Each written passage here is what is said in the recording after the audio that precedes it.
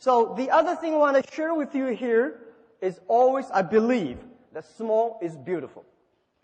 And this financial crisis, it's a disaster to big companies. This war in 21st century, I think in last century, it's big is better. You have a big, factory, big amount, and, everything's big, is good. This century, in the 21st century, I always believe small is beautiful because it's not how fast your machine is. It's not how many equipments you have. It is how quickly you can change yourself to meet the market. Because the information time, internet, technology make a difference. So the world IT in the last century is designed for manufacture. And this century, IT is designed to help the consumers. So I think this is a disaster for big companies, century disaster for big companies, but it is a great opportunity for small business. For this financial crisis, we see a lot of big companies we never thought they would have died. AIG, to me, it's like empire. How could that happen? Right? All the big car companies which we respect, we always want to be there. But today they all died. And look at the SMEs. We still feel painful, but we are happy in our heart because we still survive. And we heard so many stories about big companies giving trouble. And I see the society, the government paid too much attention to these big troublemakers. They are the troublemakers. And we give them enough support. Let them die. It's the time for them to die because they make troubles. Every big company, they have a different disaster, different problems. But all the SMEs have the same problems. They need understanding and support. This war is not fair. I know. So that's why I want to encourage everyone, all the SMEs here. I'm an SME. I have 8 kids. I'm still an SME. I still believe I'm small because when I'm small, I know I can be big.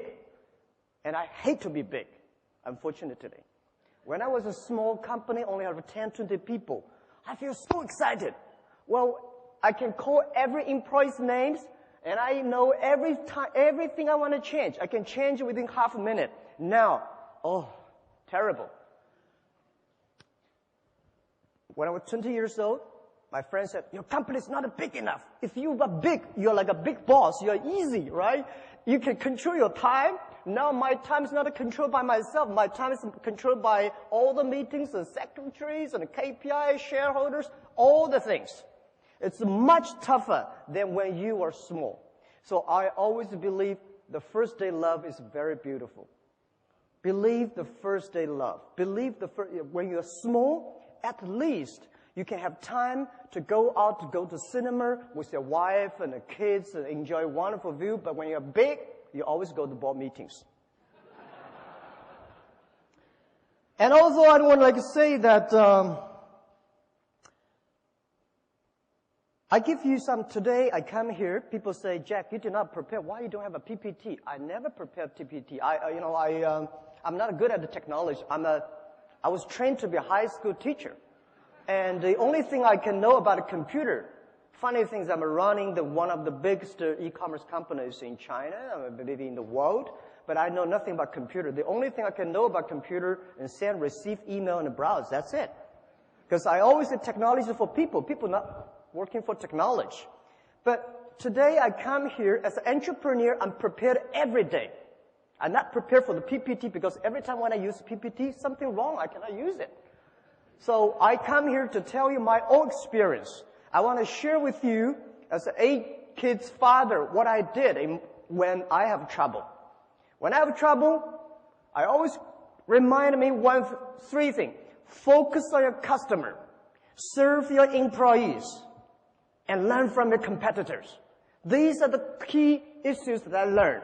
Focus on customer. Everybody today talking about shareholder number 1. I hate that. I think it's always customer number 1. It's the customer give you the money. It's the customer give you the innovations.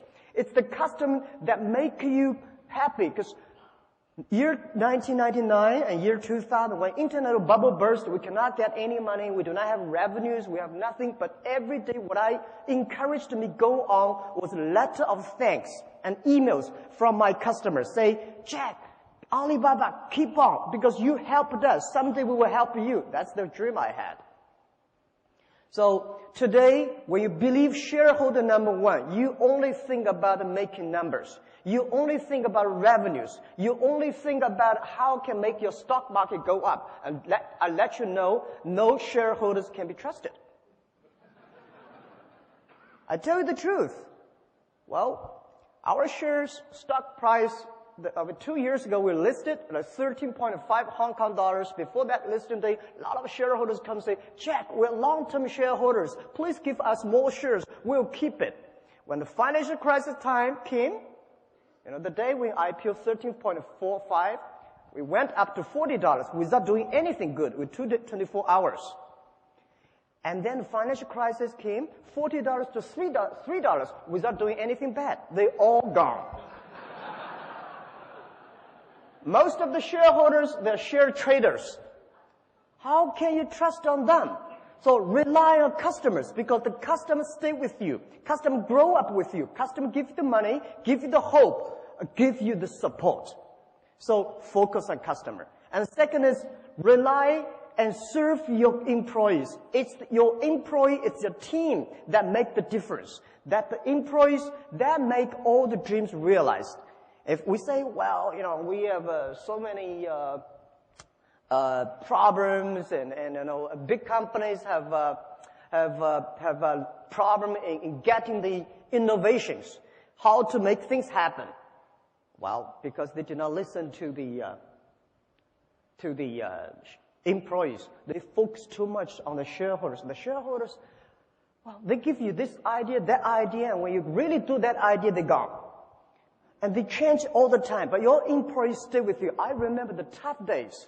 It was so difficult, year 2002, 2001. There's only one group of people that stay with me. That's my colleagues. And people say, Jack, you don't have to pay me for 2 years. I will still stay the company because you respect us, because the customer love us. And I tell you one funny thing. Only when you believe your employees are talents, they are talented people. If you don't believe them, they will never be. My mistake I made when I was year 2000, we raised $5 million US. And that $5 million US, when we have money, we start to make mistakes. I try to hire as many talents as possible. Those talents are MBAs, those talents are vice president of multinational companies, because I believe if you have an MBA, you must be good, right? But when I hire these guys, oh my God, it's terrible. These guys came telling you strategy. I only have $5 million. I remember one of the vice president of marketing said, Jack, this is the budget for next year's marketing. I say, what is that? $12 million US. I said, I only have $5 million. He said, I've never done any plan below $10 million. When something wrong, it's always your fault. Because you never know. So try to find the right people, not the best people, all the employees. You try to find. So if you try to hire great people in your own company, which your company is not good enough at that time, just like a poor Boeing 7, if you want to put a Boeing 747 into a poor tractor, when that grows, your tractor never fly into pieces. So my suggestion is that look at your employees, develop them. Only when they are developed, your company will be developed.